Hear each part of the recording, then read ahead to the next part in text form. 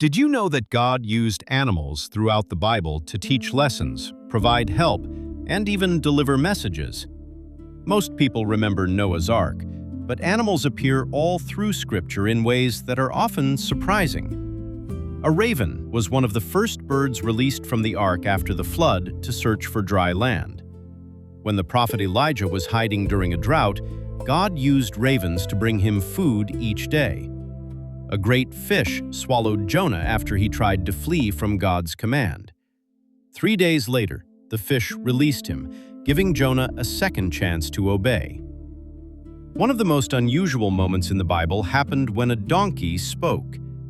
Balaam's donkey saw an angel blocking the path and warned its master when he could not see the danger himself. Lions appear several times in Scripture. Daniel was thrown into a den of lions because of his faith, but God shut their mouths and protected him through the night.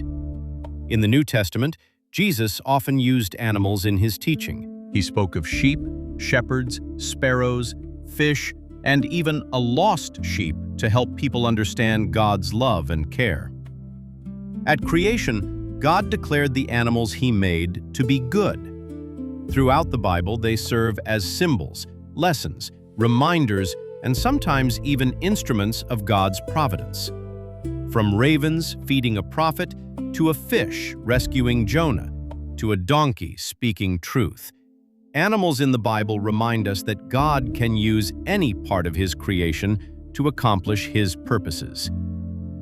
Which animal in the Bible do you find the most interesting? Let us know in the comments, and don't forget to subscribe for more Bible discoveries.